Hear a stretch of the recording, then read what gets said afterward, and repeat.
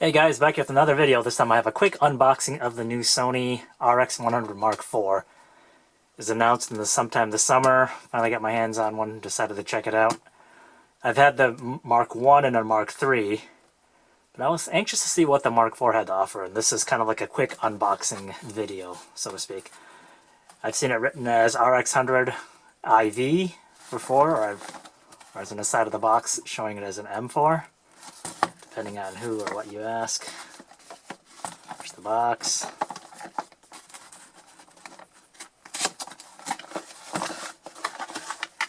So in the box you get a bunch of obligatory paperwork here. My goodness. Manuals, a couple different languages, some advertisement. So there's that. Then we shall see the camera itself.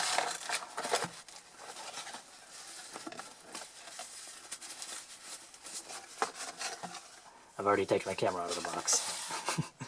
So there's the camera. Let's see what else got in there. It's got like a micro USB charging. By the way, it uses the same charging method as the previous version, so basically the charger is inside the camera itself. And actually I don't mind that. That way you don't have to carry around a bulky charging unit. And then this is the wall plug. Folds down.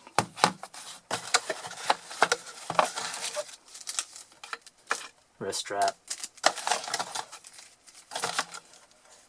My memory card over.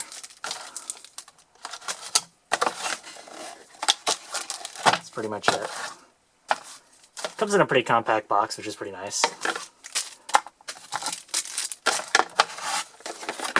Put that aside there. Focus on the camera itself, no pun intended. Let me zoom in a little bit.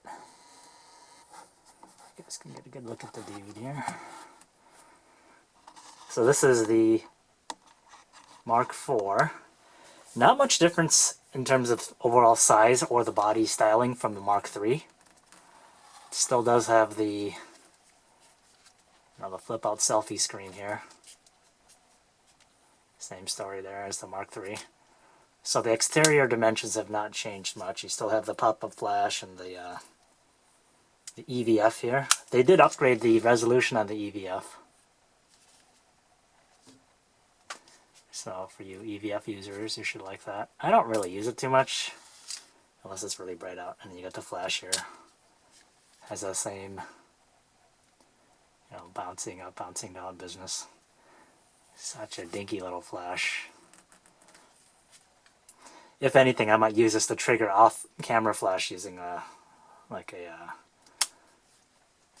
optical slave or what have you.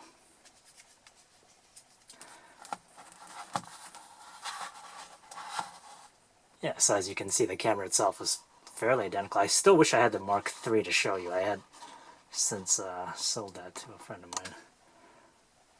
But yeah, I mean, it's pretty decent. Again, it's the same dimension, same size. Fits in my case, my Oakley sunglass case, my little test of its portability.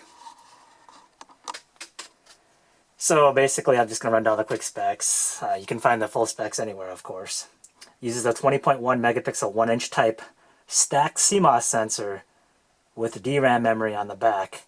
And that's different from the Mark III. So basically this one has, I guess the way that the sensor is stacked on the back part is, the back piece takes up the DRAM takes up the back, is literally mounted on the back rather than on the edges. And I guess that translates into faster readout, faster processing power, and I'm guessing more heat, and I'll get to that in a second. It does retain the same 24-70 f1.8 to 2.8 equivalent lens, same as the Mark III. Has a 1 in 3200 second maximum electronic shutter, and the mechanical shutter goes up to 1 in 2000th. So that's pretty cool. It's got a lot of options there. It does shoot 16 frames per second with, first shot locking in exposure and focus. It does also shoot 960 frames per second slow motion video, which Sony calls the HFR, high frame rate mode. And basically you can do a 960 clip for it'll do a 2-second clip and records at 1136 by 384 upsampled at 1080. It does shoot 4K, and that is the big star of the show. It does shoot 4K Ultra HD with full sensor readout up to 100 megabits per second. And that's pretty cool. It'll do 50 meg per second full HD, but 100 meg at 100 meg at full HD is pretty impressive for this size. And that's where the heat comes in. Now, the drawback or the downside is that you can only do 5-minute clips on this thing.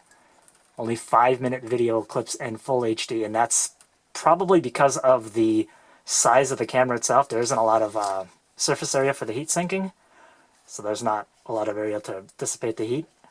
And, you know, I'm sure the RAM on the back of the sensor isn't helping much. The RX10, the bigger brother, will shoot longer because it has a bigger surface area. Now, in order to take advantage of the 4K at 100 megabit per second, you got to keep this in mind. It's very important. So if you're looking to buy the RX100 Mark IV and you want to be able to take full advantage of everything it offers in terms of speed and all that, you need to be wary of the type of card you use. So I got a couple of cards, 4 cards that I happen to have lying around. And what I found out is the 32 gig, 45 megabit per second SanDisk Extreme Pro, forget it. It won't do 4K or the HFR mode, high frame rate, so forget that one. The 64 gig at 95 megabit per second will also not do 4K or the actually, no, I take that back. It will not do 4K, but it will do the high frame rate, which is really bizarre. So if you're looking for, you know, to do some of the functions, I guess it'll do it in a pinch. So yeah, it'll do no 4K, but it will do HFR, so you can do high speed. But if you're going to do 4K at 100 meg per second, that's the reason why you bought this camera. You probably want a different card. And this is a pretty nice card. I've had this for a while. This is a 95 megabit per second speed, 64 gig SanDisk Pro, Extreme Pro. And if you look closely, you'll see like a little number 1 there. So it's not, both of these are, you see like the U1. Now the other ones that I did have is I bought a 128 gig Extreme Pro SDXC U3 card, so not to confuse things. This is 128 gig. This works fine. Yeah, let me zoom in here. But that'll do both HD and high frame rate, so that's pretty good to know here. Yeah, so this guy right here, HFR high frame rate mode, see that or not. And the other card I bought recently, thinking that maybe if this one hadn't worked, is this guy right here, is the much faster 280 megabits per second. I don't know what really that means. If it, you know, in practical terms, I mean, I know what it means, but. And this is a, 64 gig, 280 meg, and that's obviously much, on paper, looks much faster than the 95 megabit per second. But this is a SDXC Class 3 card, so you see the little U3. So that's this guy here. So, it's their newer card. Can handle it. These both will too. I mean, these two will. Now here's a little secret. This guy here handles it, and it's double the capacity, but much cheaper. So if you want the 64 gig version of that, you really don't have to pay that much. So as a side note, you do not need the 280 meg bitrate card. I mean, this is like $140, and this is like $95. If I were to do it over again, I'd get 2 of these rather than this one, because this will read and write just fine on the RX100 Mark IV. Something to think about. But yeah, I haven't really used other brands. I'm used to the SanDisk brand, so I kind of stick to what I know, I guess. So not to be confused. They have like different classes and different speeds. It's I guess they're just trying to confuse us. All right, so that out of the way. The other cool thing about this is, I mean, I pretty much bought it for the video capability. I mean, it is nice. The still photos, it's very similar to the quality of the Mark III. Hard to tell the difference. But the video is where it actually, you know, blows away the Mark III just because of the 4K. And it does shoot on what they call the sLog 2 gamma picture profile. And basically what that is, it allows you to think of it as RAW for video shooting.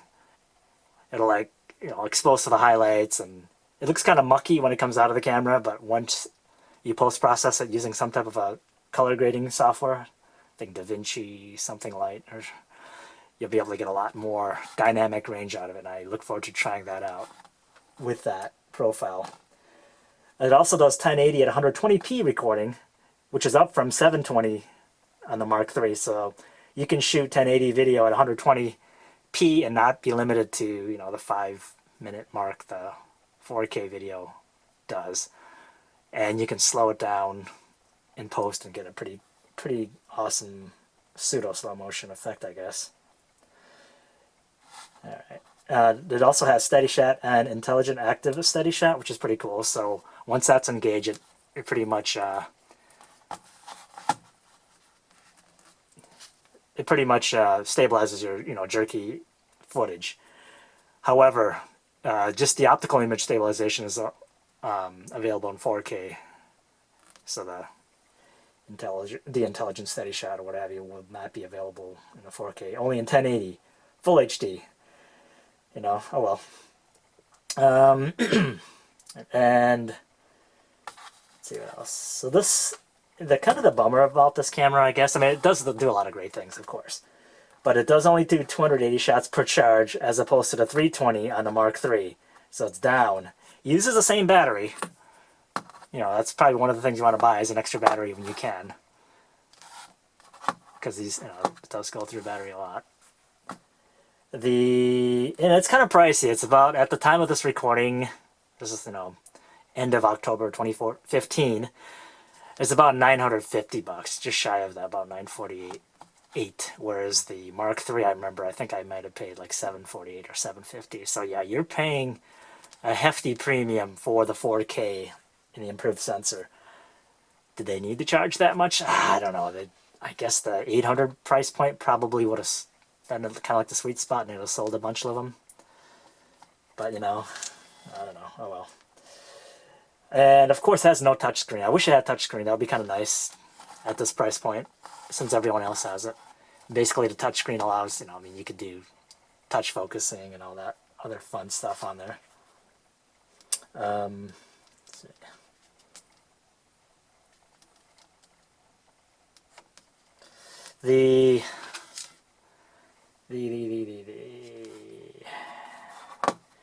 Yeah, you know, some people might complain about the short zoom range. You know, of course, it only has 24 to 70. I mean, sure, it'd be nice if it had like maybe 24 to 120, but then again, it'd be pretty big. It'd probably be as big as the G1X, the Canon version.